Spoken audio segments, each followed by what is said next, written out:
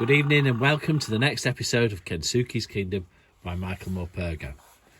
And today we're starting chapter 7, which is called All That Silence Said. And if you remember at the end of chapter 6, Michael had been stung by a jellyfish. It's somewhere in the Pacific Ocean. Okay?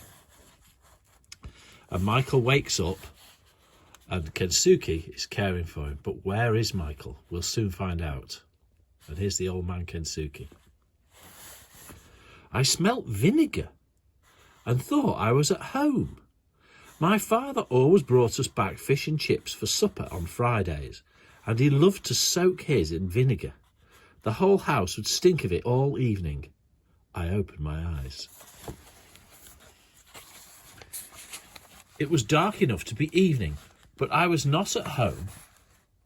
I was in a cave, but not my cave.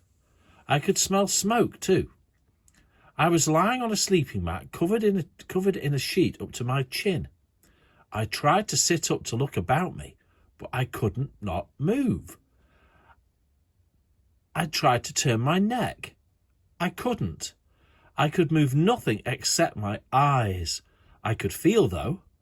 My skin, my whole body, throbbed with searing pain as if it had been scalded all over. I tried to call out, but could barely manage a whisper. Then I remembered the jellyfish. I remembered it all. So Michael's completely paralysed by the jellyfish sting. Apart from his eyes, he can see and he knows he's there, but he cannot move any part of his body. The old man was bending over me, his hand soothing on my forehead. "You better now," he said. "My name Kensuke. You better now." I wanted to ask after Stella. She answered for herself by sticking her cold nose into my ear. And so there they are. They're in a cave. I do not know for how many days I lay there, drifting in and out of sleep, only that whenever I woke, Kensuke was always there, sitting beside me. He rarely spoke, and I could not speak, but the silence between us said more than any words. My erstwhile enemy, my captor, had become my saviour. That means he's the man that saved Michael. He would lift me to pour fruit juice or warm soup down my throat. He would sponge me down with cooling water, and when the pain was so bad that I cried out, he would hold me and sing me softly back to sleep. It was strange. When he sang to me, it was like an echo from the past, of my father's voice perhaps. I didn't know. Slowly the pain left me. Tenderly he nursed me back to life. The day my fingers first moved was the very first time I ever saw him smile. When at last I was able to turn my neck, I would watch him as he came and went, as he busied himself about the cave. Stella would often come and lie beside me, her eyes following him too. Every day now, I was able to see more of where I was. In comparison to my cave down by the beach, this place was vast. So it sounds as if he's in a deluxe cave now. Apart from the roof of vaulted rock above, you would scarcely have known it was a cave. There was nothing rudimentary about it at all. It looked more like an open-plan house than a cave. Kitchen, sitting room, studio, bedroom, all in one space.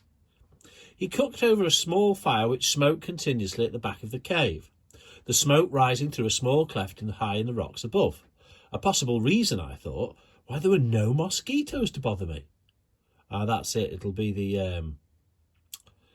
be all the smokes driving the mosquitoes away.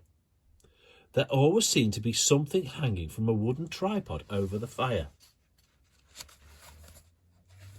Either a blackened pot or what looked like and smelled like long strips of smoked fish.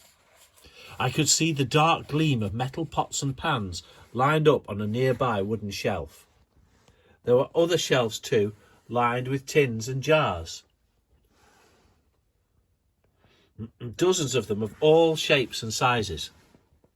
And hanging beneath them, innumerable bunches of dried herbs and flowers. These he would often be mixing or pounding, but I wasn't sure what for. Sometimes he would bring them over to me so I could smell them. The cave house was sparsely furnished. To one side of the cave mouth stood a low wooden table barely a foot off the ground. Here he kept his paintbrushes, all neatly laid out, and several more jars and bottles and saucers too. Kensuke lived and worked almost entirely near the mouth of the cave house where there was daylight.